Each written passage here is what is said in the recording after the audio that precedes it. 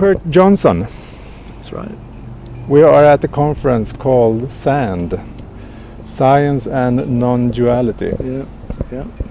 And it deals with the sort of complicated meeting between what is scientific and what is sort of spiritual. Yeah, yeah. Or what is scientific in the realm of consciousness. Okay, yeah, right. Yeah. And you are here to present a book that is soon coming out. Yeah, yeah, next month. Yeah. That has one of the absolutely longest arrays of endorsement that I ever saw. Yeah. Yeah, we've been very, very lucky, both across the consciousness, religious, spiritual, transformational, and scientific community to like a book that's talking about the trends that are happening globally to push the consciousness of our species toward a holistic, oneness, sensitive, sustainable, organismic understanding of who we are as a species, who we are as individuals in that species pool, and how we treat this planet and how we live on this planet in a successful, balanced, ecological way. Yeah, so it's totally really about applied knowledge and yeah, it's wisdom. about everything that's trending in that direction of a holistic approach to worldwide problem solving and how to live on this planet in a way that is not amping up to a catastrophe. Yeah, absolutely.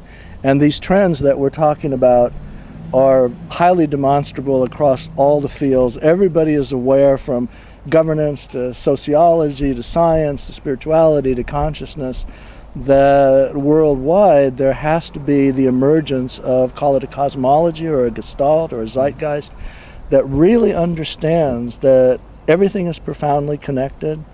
All organisms are not separate. Everything is a part of a whole. It's also a part of a separate self. These are interconnected bubbles, spheres, whatever you want to call them. And we have to start living in a way that this idea that we're separate and that at every level we can just take, that has to pass away, or we'll be heading for gigantic global problems. So, and we also show from tremendous amount of scientific research, particularly on brain, mind, and consciousness, that where the human understanding tends to be going in surveys of younger people, surveys, let's say, from the Occupy movement, the Arab Spring, the Catholic Spring, are these outbreaks of understanding on a global level of how to have this idea of we, the idea of we and how we are together. Would you mind saying a few words of your very complex or huge background in all these connected areas? Yeah. Well, here I'm really kind of lucky. My pedigree is odd. I'm retired from the American Museum of Natural History in New York City. My doctorate's in evolution, ecology, comparative biology, and systematics. And in science, I've published about 7 books and 200 peer-reviewed articles on evolution and ecology. So that's one of the fields that I've been a gigantic part of. At the same time, I was also a monk in the English tradition for 14 years and transitioned, I guess you would say, from religion to spirituality to consciousness, which I think if you look worldwide now, there's 35 to 40% of people say that they're conscious but not religious, or they say they're spiritual but not religious.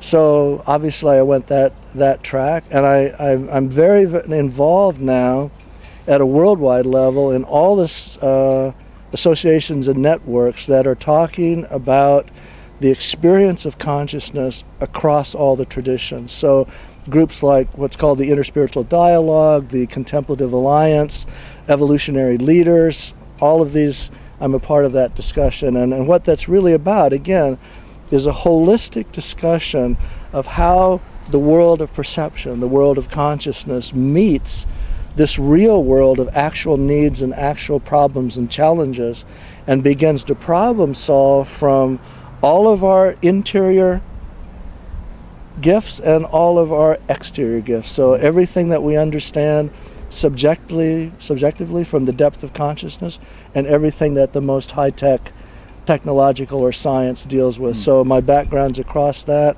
entire arena, both professionally. So I also am a humanist. I actually represent the humanists at the United Nations. And that discussion is a very even-handed discussion, again, between the scientific world and the world of consciousness. And another book that I did about 6 years ago that was a bestseller was actually on science and the humanities.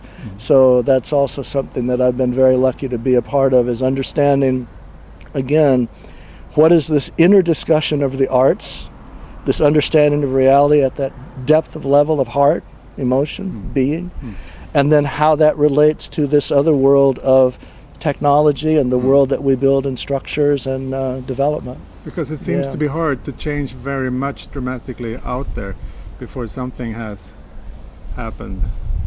Absolutely. In other words, we will tend to see everything niche, divided, separate, and all in boxes until our own experience has driven us in one way or the other to understand that the solutions that work, and also the solutions that the heart seems to be demanding, and that the deepest parts of our emotions are demanding, are in this holistic, call it the big yes, this big realm where everything is treated as one phenomenon. And we didn't need to do that when the world was smaller, when it was resource rich, when we weren't competing for even the basic things.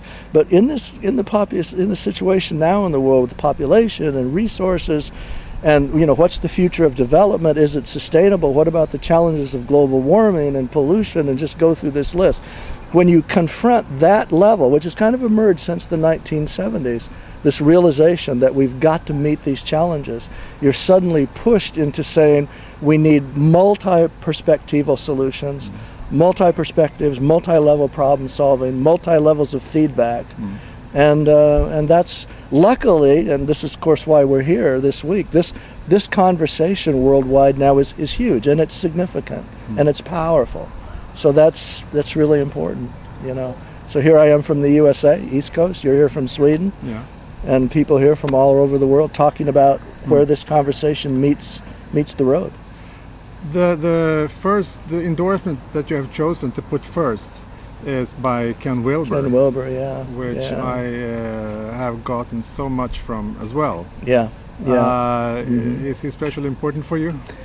He is. I have to say that in maybe the last 5 years, when I was looking for a map of what my sense of consciousness and holism was asking of me, and actually asking of where the world needed to go, I was saying, who has mapped out the interconnections of everything, how everything's playing, so that I have a chance of understanding very quickly where everything fits together. Now, it's not a perfect map, but it's one of the best ones we have.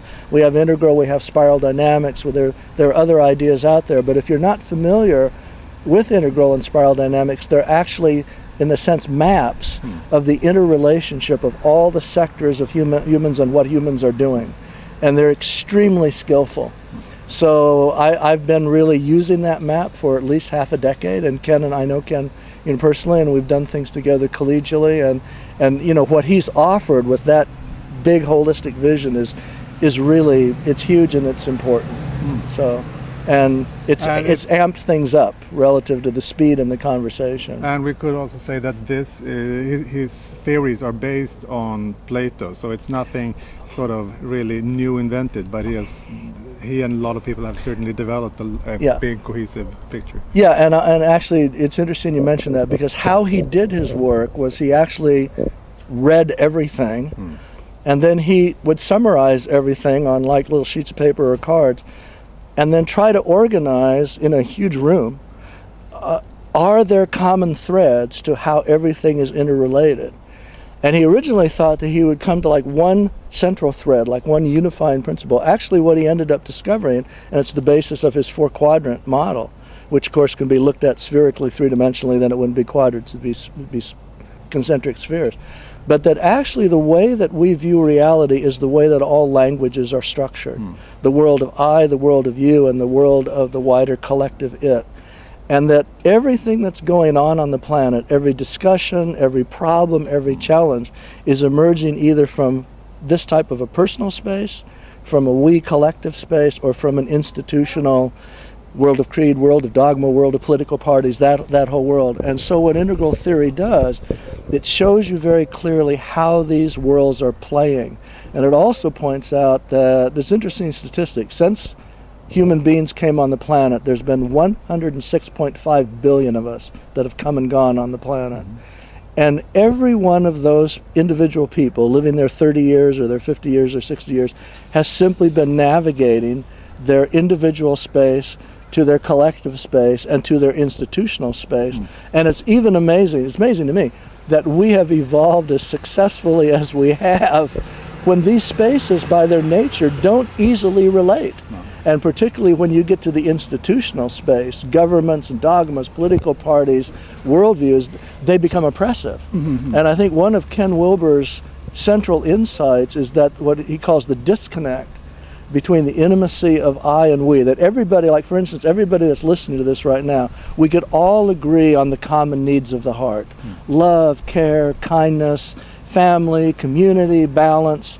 And yet when we get to institutions on a worldwide basis, there's a massive disconnect of how those institutions relate to those fundamental values. And so the integral community, consciousness community, transformational community is saying, look, this is the thing we've got to remedy. We've got to bring into alignment the structures that we've built and the actual needs and who we really are. And that would actually predict a different kind of world. And those two sides need to meet simultaneously, sort of. Yeah. Otherwise we won't get there. Yeah, not only do they need to meet, but, and we were just in a session where this was being talked about, we've got to allow things that no longer work and that are no longer valid and represent an old worldview that's no longer serving us to fall away. Those structures have to fall away and be replaced by structures that are more people-friendly, that are holistic, that are comprehensive, and so on. And the name of the book that you are now releasing? The name of the book is The Coming Interspiritual Age.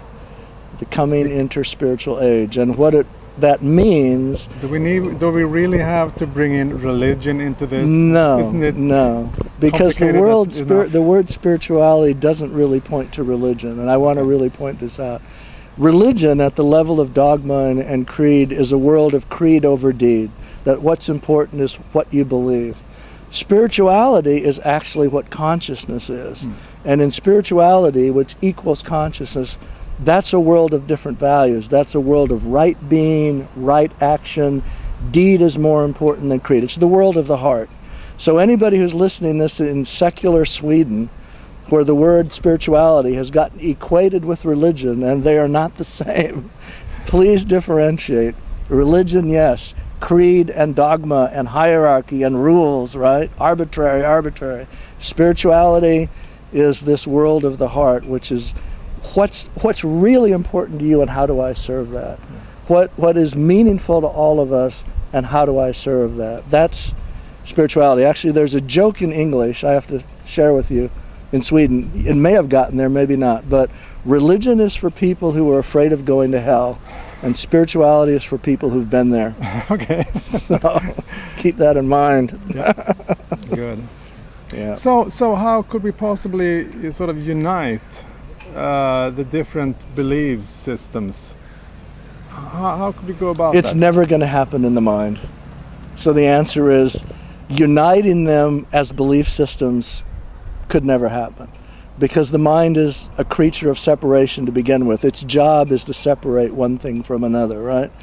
So what has to happen, and this is actually what that word interspiritual means, it says we have to go to the common experience of the heart that is underneath all of those cultural structures that have developed through time, and recognize that the only thing there that's real, the only thing there that actually serves us is that deeper message about the love, the kindness, the mutual caretaking, the building a world together that's user-friendly for all people. That's actually what inner spirituality means. It means the lens of the heart.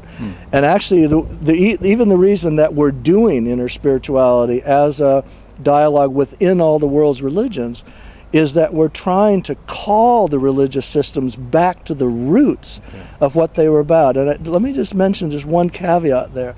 If you go back to the beginning of every religion, it was something happening in a very intimate I and we space. And it was a message about love and kindness and how people are treated that then got hijacked and changed when it went to the institutional or it level and then started being about rules and conforming to social norms. And this hijacking, this is actually, there's a part of the science of religion that's called the cognitive science of religion, basically says that what religion does is hijack consciousness, hijacks spirituality, the world of the heart, changes it into something else culturally, which then does not serve us. So actually, let's say in Sweden, where your cultural evolution has been toward secularism, has been because of the realization that that hijacking by religion is a pathology. It's a pathology. And so what happens then in spirituality, true spirituality or the world of the heart, is to say no to that hijacking and let's go back to the original values that the great historical figures like Buddha or Jesus were actually talking about. And the religions have hijacked their original message. Jesus was not Christian. He was a spiritual Jew. He was, absolutely. And for the person that wants to be more rational than emotional, maybe we could say that if you don't accept something like a spirit inside, you won't have any free will. You won't have any meaning making if you're only rational.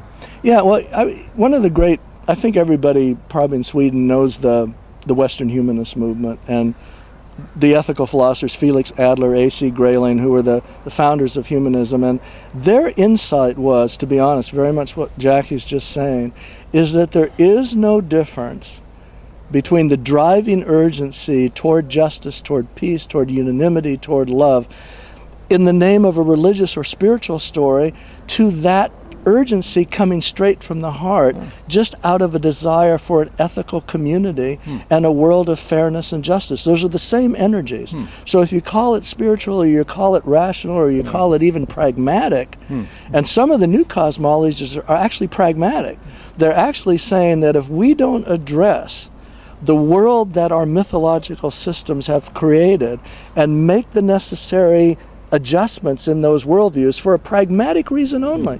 Sustainability, better living, world happiness, that's going to be a part of the problem. But even if there's a great guy in the United States who's saying this now, he's at Harvard, David Korten, economist, that even if for pragmatic reasons we decided to make these changes, if there was a God, he'd be happy with that. God, they finally did something right? If there's no God, doesn't matter anyway. You just made the most practical decision. And so he's right in a way. If we do that even for pragmatic reasons alone, that from the point of view of the heart, it's simply the right thing to do. What you would do for your own family, for your own people that are among your loved ones, we end up with the same result. So it's really, in a sense, irrelevant what's true about these religious stories. It's really in that sense irrelevant. And that's another thing that inner spirituality is saying, is that if you enter the world of the heart, the world of ideas that wants to separate falls very secondary. Just like when you love people. When you love people, it's about who they are. It's not about what color they are. It's not about what they believe. It's not whether they're gay, they're straight, whatever they be. None of those boxes.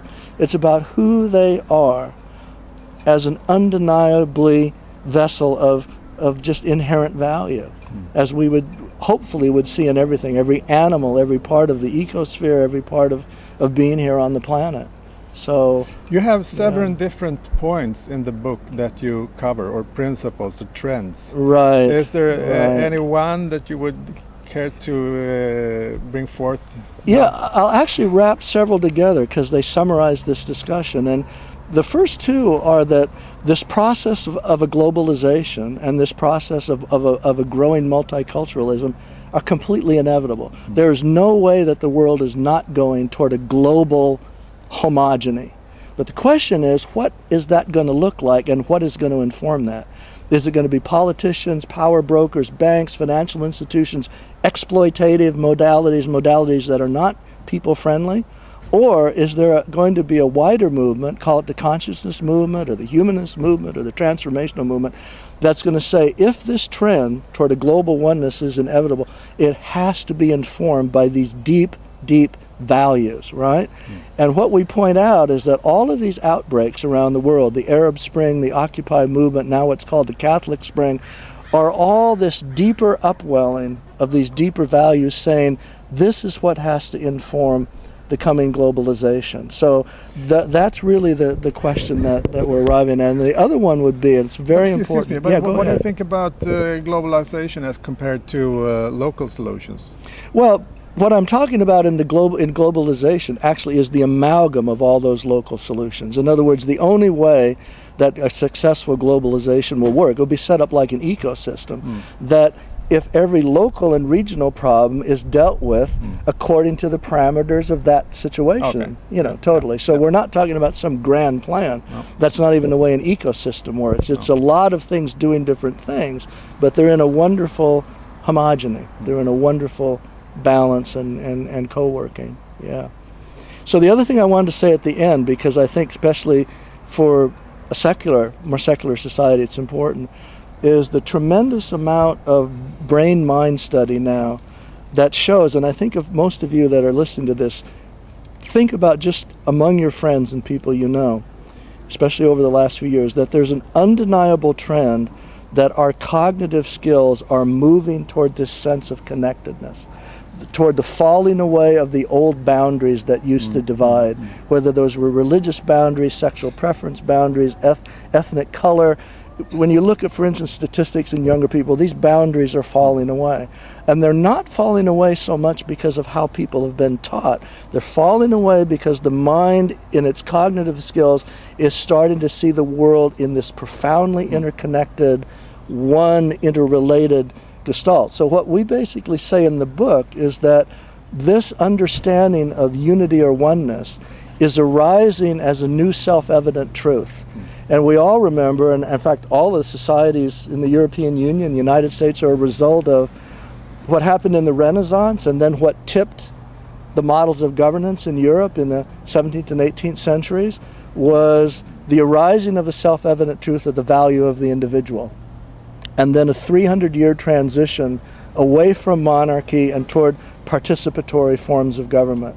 So what's arising now, because of the way brain-mind seeing profound interconnectedness, is a new demand, this is where Wilber comes in, on how a collective has to look.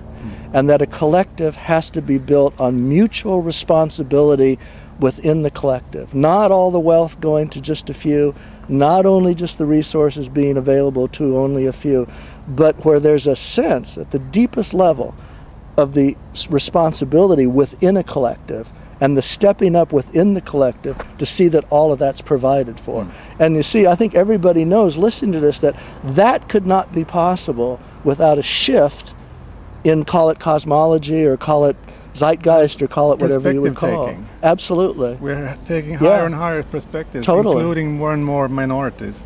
Absolutely. Absolutely. Just automatically. Automatically, yeah. And see, that's the point. In other words, if I would say a lot of times, if I was a betting man, I would not lay my money on whether education could solve this. Just word of mouth.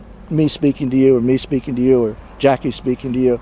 But what I could lay my money on, I think, from what I see historically and from spiral dynamics, integral, and other developmental history, it's called, is that brain-mind, just like in the Renaissance, made this incredible shift to the value of the individual, which washed away 70 centuries of monarchy. Incredible to think that 70 centuries of monarchy could be washed away. Now we're moving toward seeing unity, seeing oneness, seeing a collective organism, and what will happen then is decades of experiment with how that's manifested in world structures.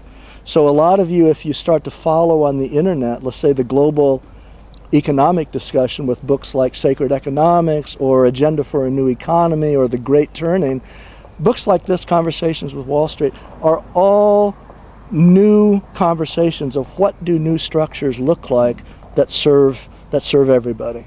And at the same time, these new structures are picking up the old ideas from the old traditions, but in a new way. In a new way. So I mean, all these ideas about even the quantum physics connecting with the old wisdom. Absolutely, and this is such an important point, is that what's residing in this collective reservoir of human experience is a deep, deep wisdom at the level of just even at common sense. And as has been really pervading this whole conference, that deeper understanding, which is almost the kind of wisdom that a parent has toward a family, is what has to inform then this newer conversation. It's like the new wine and new wineskins that Jesus talked about. Religious figure, but great metaphor. That we have to take these worlds and build them together. All of evolution is a process of transform and include. It's never separate and discard. No. So we can't build a new world without the reservoir of wisdom that we've collected. But we have to distill it in a way that it's actually wisdom and not, in the American word, bullshit. You know, and so much of, to be honest, so much of old religious stories has been bullshit.